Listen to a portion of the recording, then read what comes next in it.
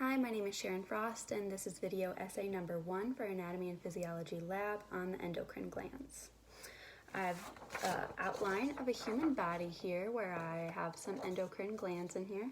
We're going to talk about them here.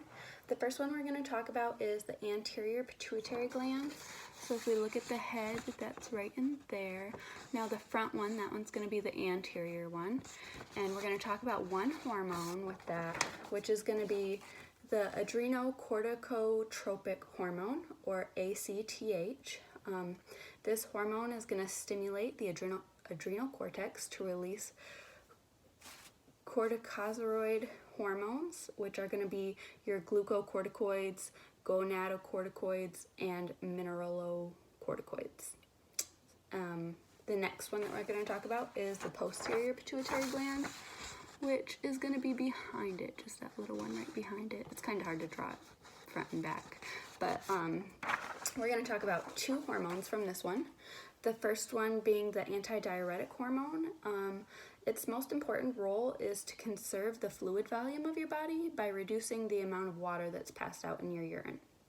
And then the next one we're going to talk about is oxytocin, and oxytocin is important during childbirth because it's going to stimulate the contractions of the smooth muscles of the uterus to help childbirth come along, labor and delivery.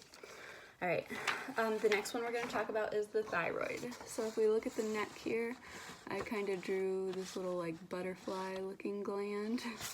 And the thyroid, we're going to talk about two hormones. The first hormone we're going to talk about is the thyroid hormone, which is actually two hormones. It's the T3 and the T4.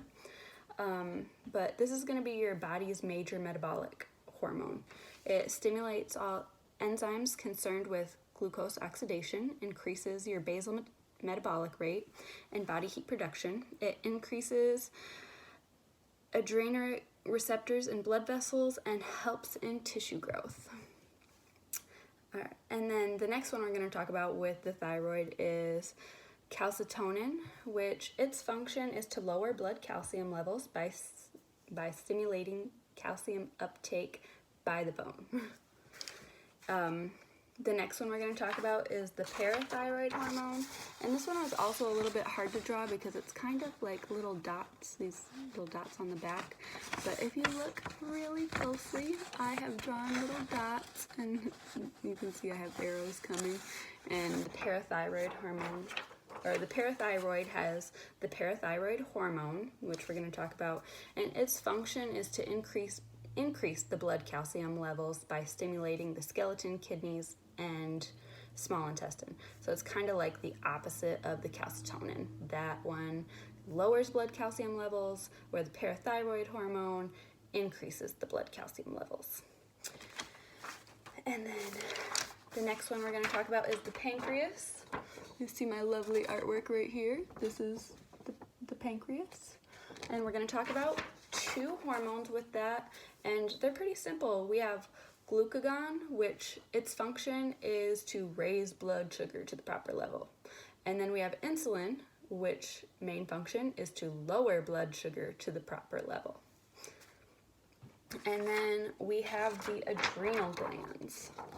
So these little triangle shaped things, they would be sitting on top of the kidneys. I know this isn't drawn accurately because they would probably be up a little bit higher. But those are the adrenal glands. We're going to talk about two hormones from them. The first hormone being aldosterone, which it serves as the principal regulator of salt and water balance of the body. And that is mineralocorticoid, which we talked about earlier when we talked about the anterior pituitary gland.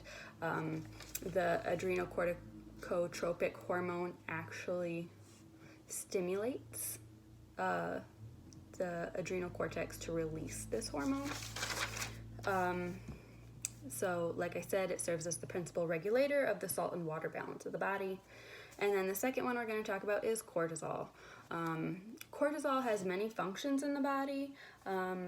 Its functions include mediating the stress response, regulating the metabolism, and the inflammatory response, and immune function. And that's all I have. I'll show you my beautiful artwork here again. And that's all I have for today.